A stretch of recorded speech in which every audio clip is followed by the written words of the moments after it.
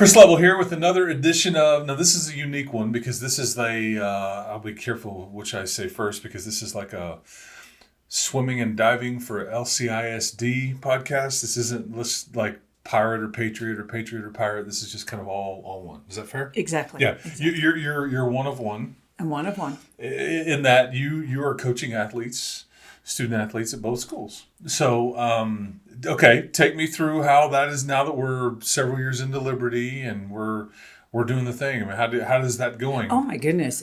Considering I started out 7 years ago just with Cooper, 3 years ago you had Liberty, but only had 1, 2, then there was 3, then there was 4 or 5, and now next year's team on paper is 19 kids. Okay. And then on paper, Cooper is 28 kids.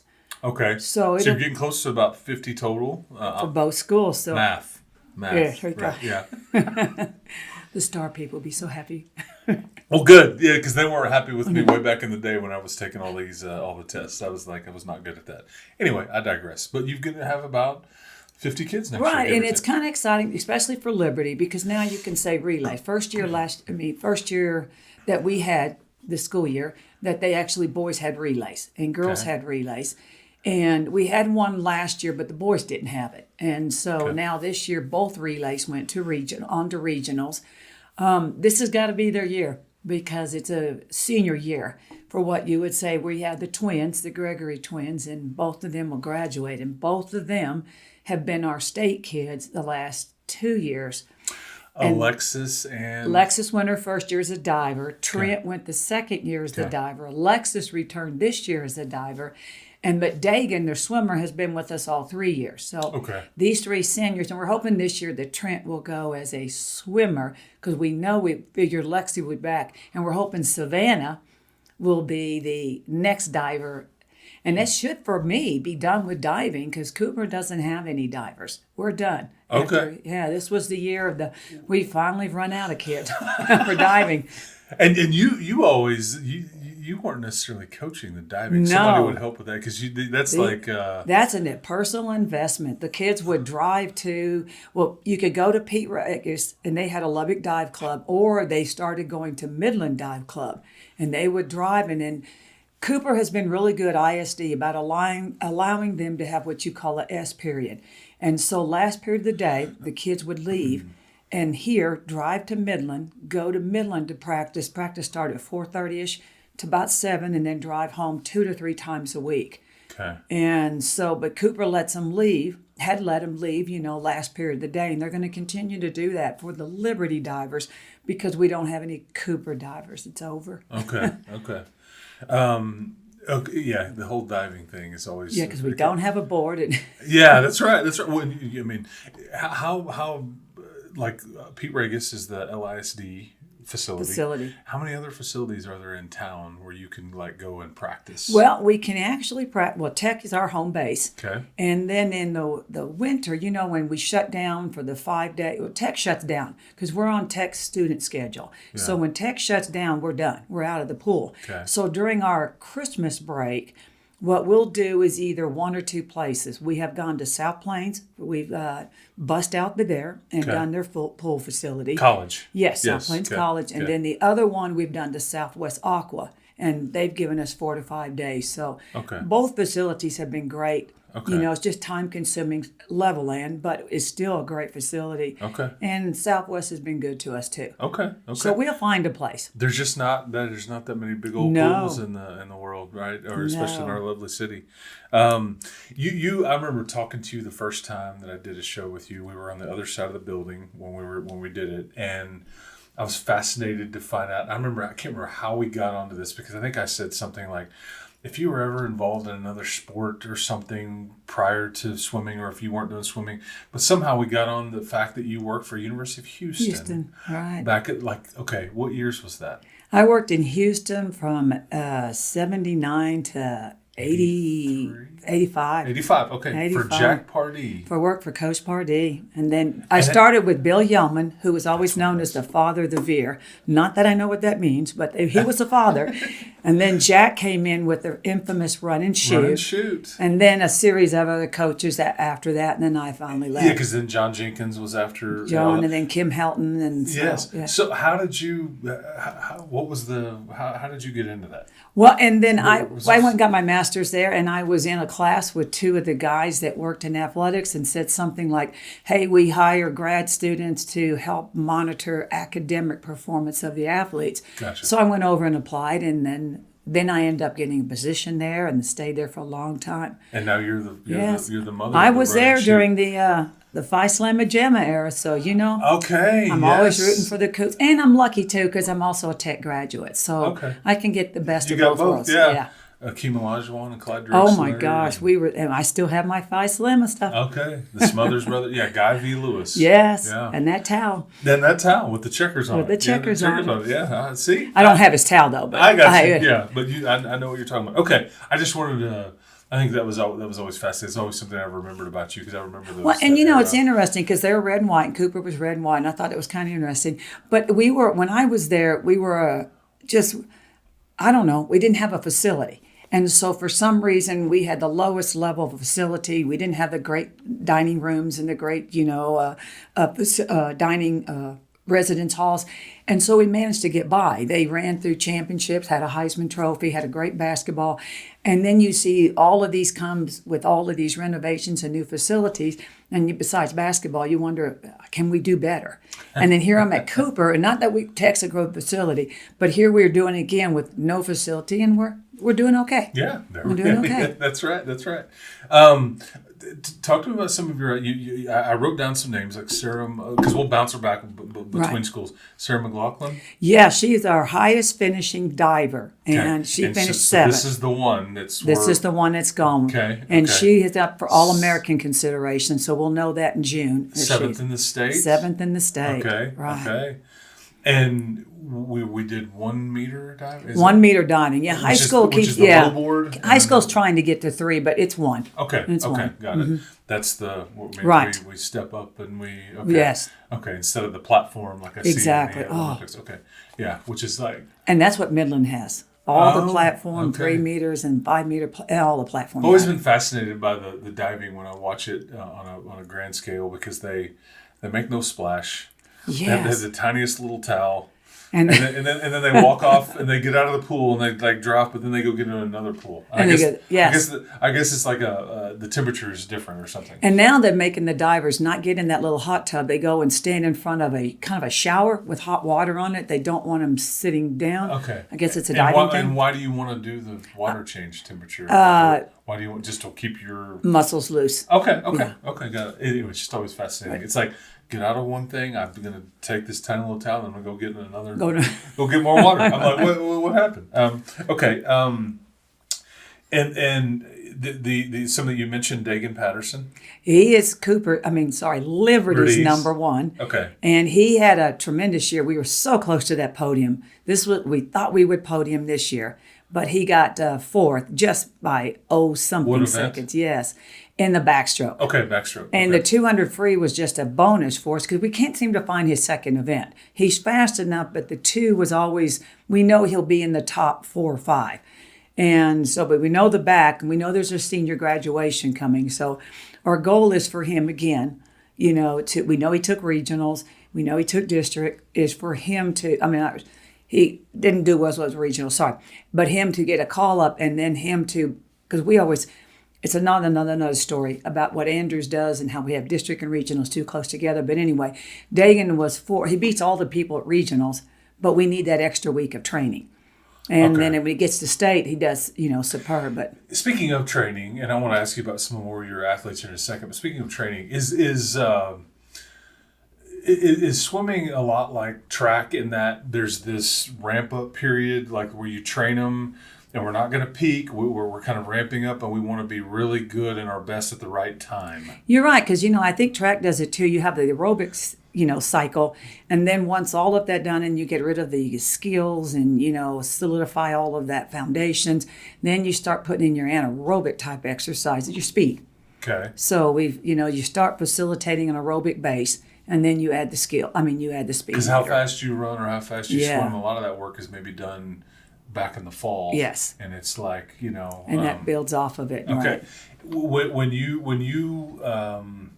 say, because like when is the swim season technically? We start because y'all's regionals and district and all that is kind of like February, March, April-ish. Well, because we start our first meet in 1st of October, let's say that, and then you start your districts in January, followed by a regionals a couple weeks later, followed by a state a couple weeks later. So you're basically done February the 20th. Okay, so late February.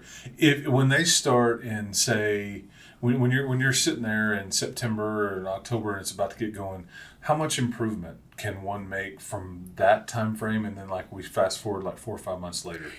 Speed wise would be depending on the level of swimmer I have. Like Dagan, for instance, him being a veteran and bringing him back and re-getting him for speed is to try. You can never seem to get the old state times back right off the. We've got to work up to that again. Okay, gotcha. Yeah. And then you start putting in your speed training. Okay. The newbies, I look like I'm coach of the week because I always send emails with all these best times because they're so new and the improvement it's consistent throughout the season. Fast. But the veterans like him, the previously Kyler Bates and those, it's state becomes your big one. Okay. And you get a check in the middle of the year, like in November, it's something called TISCO. I call it the dress rehearsal for state. Okay. And you get a gauge to see how well is the training working. Should I implement this or should I change this? Because if they're real close to their state times, then you know that you're going to have, a phenomenal year. Okay. And you're always looking at times. Their own times, but you're probably looking at times. Oh, you have to, because you're always trying to plot who's going to do what and then how's he going to go in district. Because once you make an entry in district, you're set. And so that's got to carry you all the way through the state meet. And so you're trying to figure out what other teams are doing. You're always looking at Swim Cloud to see who's going to do what this year. It's like a swim coach's Facebook, basically. Exactly. That's right. And you mentioned Alexis Gregory a while ago, and there's a variety of Gregorys, right? And they've got the youngest coming up. Okay, got it. Okay, yeah, I know. Her I guess Matt, the dad. Yeah, Dad. Dad's an ex-swimmer too. I see him all the time over at Texas Tech. Anybody else we need to mention of your athletes that kind of stood out? Well, because for Liberty, I'm kind of excited because you've got a couple girls, Allie Ainsworth, who has made a way in and has gotten to regionals, and I just think she's just so close to breaking through. Okay. And then I'm looking for the girls that started with me, Addison Flores, also to finally turn it because it's their junior year. Now that we've added girls on that team, I'm real impressed with Finley Shaw and seeing how she will do. And then we added a little breaststroker, Cameron Mitchell, so as a 9th grader. So those are ones to look at. And then on the boys' side, Henry Norris, he's ready. I mean, Henry's got to be the one to add. And then we had a guy named Jeremiah Williams, who, if I could just talk him, not to go back to band or share with band. He drops significant time. Our students doing a variety of things. And Athen Ramin, the guys look great. And I know there's a couple additions that are coming up that already swam for Lubbock Swim Club who have some phenomenal times. Okay. So Liberty is looking, it's going to be cool. Okay. Cooper got hit by graduation a year ago. We lost Bates.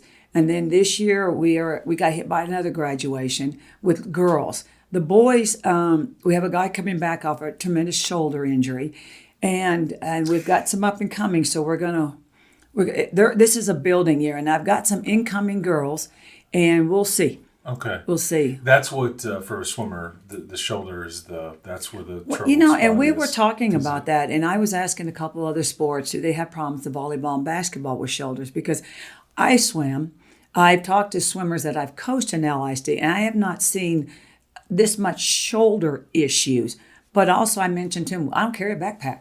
I don't know. I'm just convinced it's because of the backpacks the kids are carrying. Okay. And when I move them out of the way, when on the bus or in the hotels, they're so heavy. And kids now are carrying them on the back and the front to kind of, displace the weight.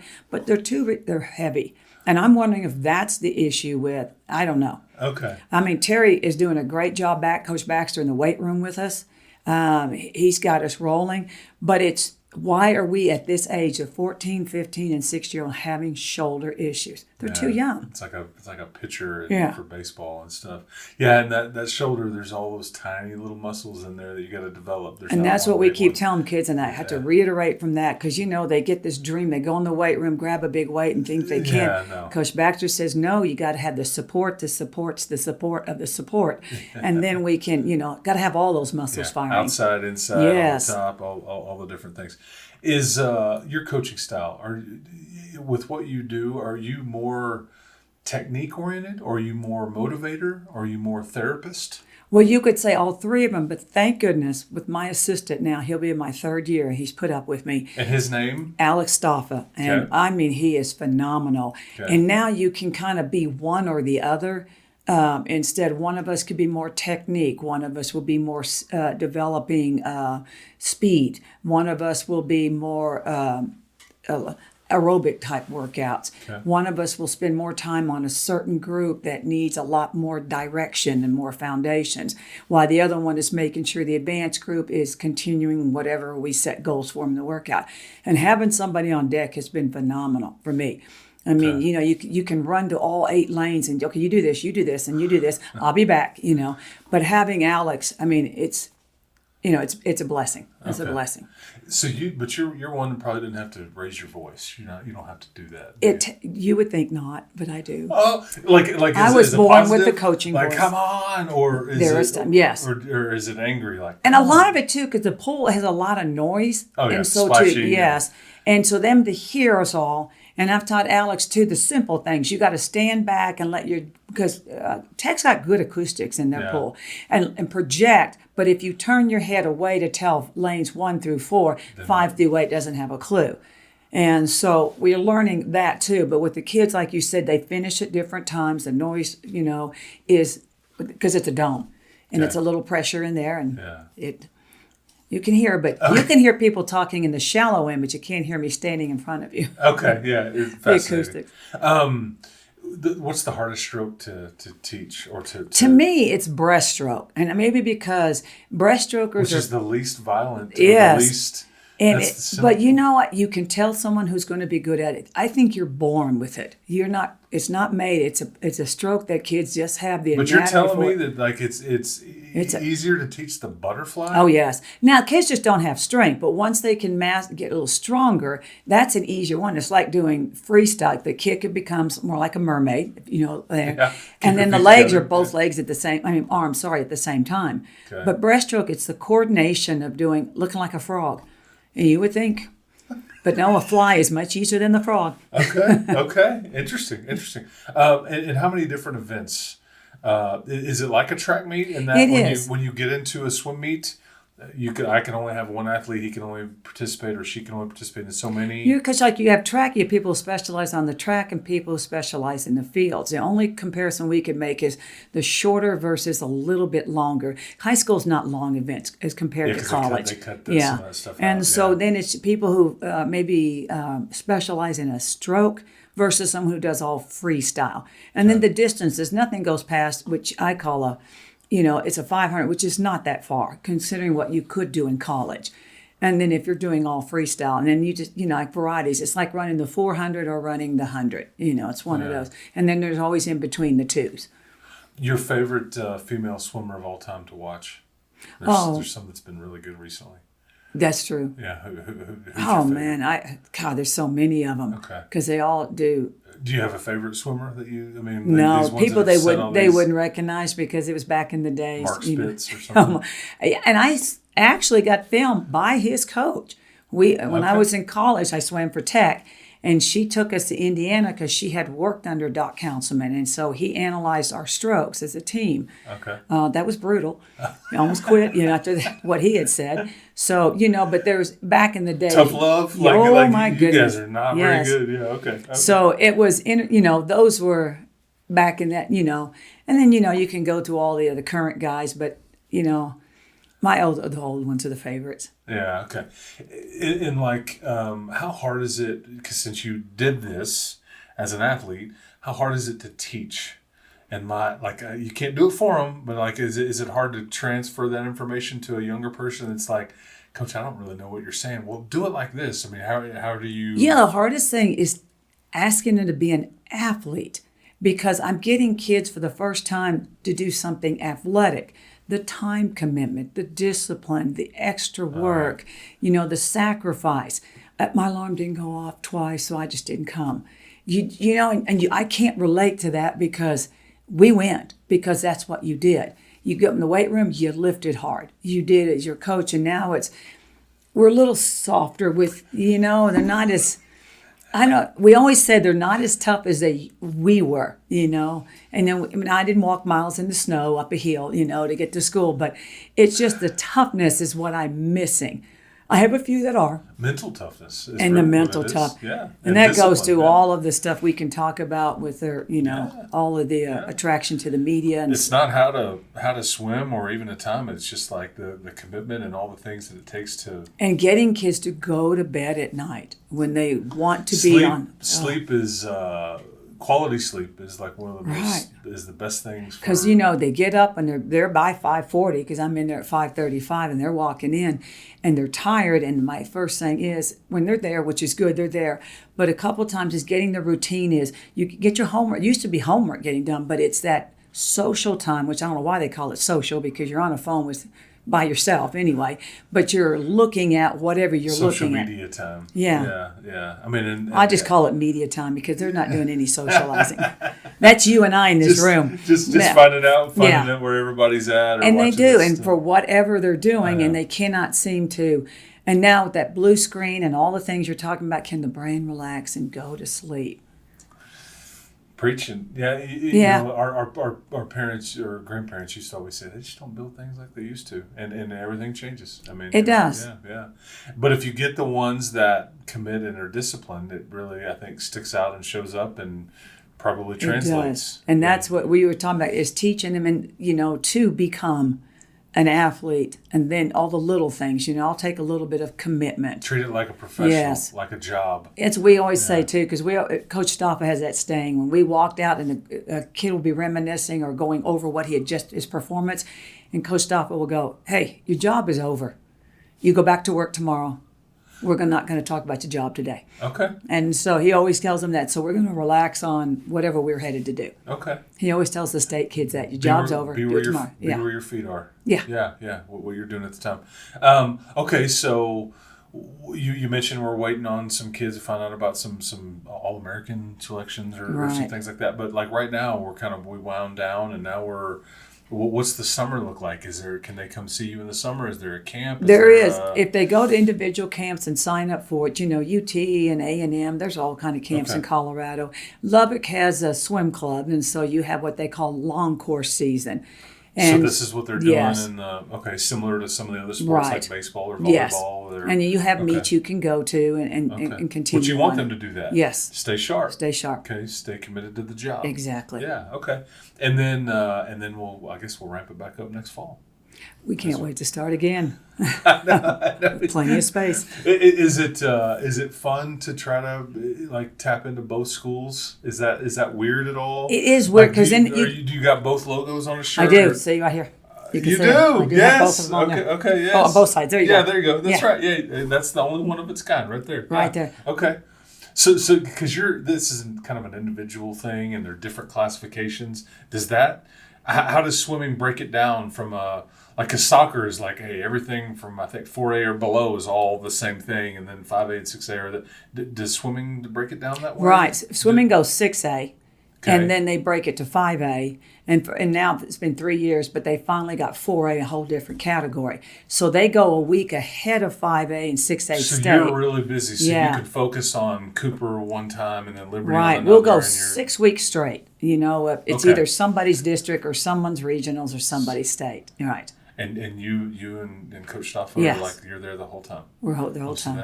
So that's like what mid-January through all the way through February, basically. Ooh, boy, that's a busy time. And once you hit the 6 weeks thing, then you're just because now it's crunch time. So it is. And then I think after we finished coming back from 5A state, we give ourselves a little fist pump and said, well, We did it. It's over. You survived. Yeah. Is Lubbock High still really good? It is, and they will be. They're always kind of the standard. They're always the standard. And, it is kind of cool because, they're 4-time state champions. Or 3-time, and then and they're in your district from a team standpoint. Yeah. And now Andrews in the 4A region, they've been a state champion, and they finished second this year. So they're our nemesis to get out of district. But with 4A to 5A, 4A only allows 4 people to go, where 5A and 6A allows 6 to go from district to regionals. There's movement, legislative movement to try to get 4A up to 6 qualifiers. Gotcha. But we haven't done that yet. Haven't passed that yet. But you like that there's a bar there that you're trying to be measured by. Yes, locally. And you go to state and you think, how'd these teams get here? Well, they don't have as tough of a district as I'm in or the 5A is in, and you're like, gosh, I wish we were in that district. But that's not how it works. And it is hard there to be on the deck, and then you're going, oh man, if we were together. Yeah. What damage we could do if we were all together. Okay, so last question for you. If your swim teams were a music or rock group or rap group or classic, whatever, who would you name it after? I do. I'm a big deal on it because I tell the kids all the time to do The Greatest Showman. Because it was a misfits that came together that put on a great performance. There you go. Okay. I just keep telling them that's us. Okay. That's us. Coach Matticks, appreciate the time. We got to get you out of here. So she is, again, the LCISD, mostly swimming. We've lost the one diver that we had. I know. Yeah. So this is going to be just the swimming. The Conquerors of Water. There you go. The Pirate and Patriot version, Pirate version, however you want to go, whichever is first. So, but always fun to talk to Coach Matticks. She does a phenomenal job. Lubbock-Cooper, very lucky to have her and have her in charge of, and again, holding young people accountable. Go to sleep on time. Get off your phone. Treat this thing like let's build some mental toughness right there. Exactly. That's in the pool. In the pool. Yeah, that's right. All right, Coach. Appreciate the time. So this has been another edition. We usually say Pirate or Patriot Talk, but yeah, we'll just both. But for Colton Coons who produced this, as always, I'm Chris Level. We'll talk to Coach Matticks next time.